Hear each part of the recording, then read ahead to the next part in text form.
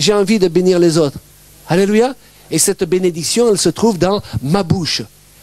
Et c'est pourquoi je dois apprendre à me discipliner par rapport à ce que je dis. Alléluia. Ce sont des pages volantes.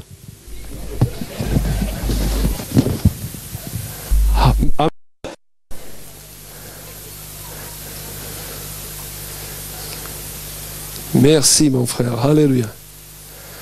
Celui-là, j'ai déjà dit.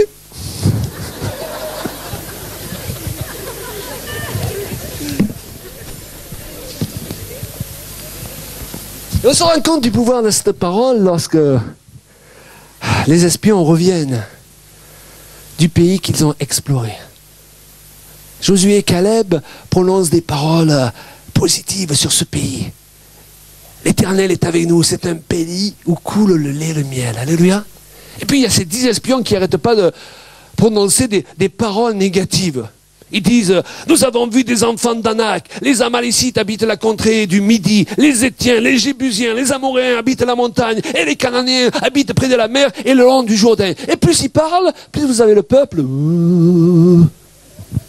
Caleb essaye de faire taire le peuple qui murmurait contre Moïse. Il dit, montons, emparons-nous du pays, nous y serons vainqueurs. Mais les hommes qui étaient avec lui dirent, nous ne pouvons pas. Vous voyez, ils confessent, nous ne pouvons pas. Nous ne pouvons pas monter contre ce peuple car il est plus fort que nous. Et ils décrièrent devant les enfants d'Israël le pays qu'ils avaient exploré. D'abord, ils ont fait ressortir les mauvais côtés du pays. Et là, au fur et à mesure qu'ils parlaient, ils ont commencé à décrier le pays. C'est-à-dire critiquer le pays. Et vous avez remarqué que plus on parle sur quelqu'un, plus on grandit le problème. Vous avez des gens dans les églises, parfois, on a entendu des bruits sur eux, et le bruit il est passé d'une personne à l'autre, à une autre encore, à 50 personnes. En fait, tout le monde est au courant dans l'église, sauf le gars concerné. Enfin, en France, pas ici.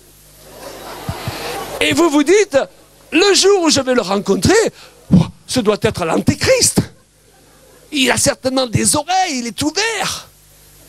Et puis vous rencontrez la personne et vous parlez avec elle et vous apprenez quel était ce fameux problème. Et vous dites, ah bon, c'est tout.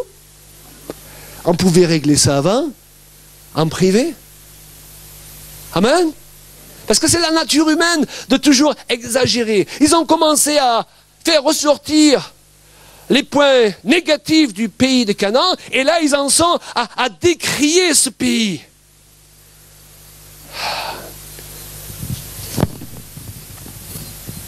Et ils disent, les hommes que nous y avons vus, à leurs yeux, aux yeux de ces géants, nous étions comme des sauterelles. Alors là, ils continuent à exagérer.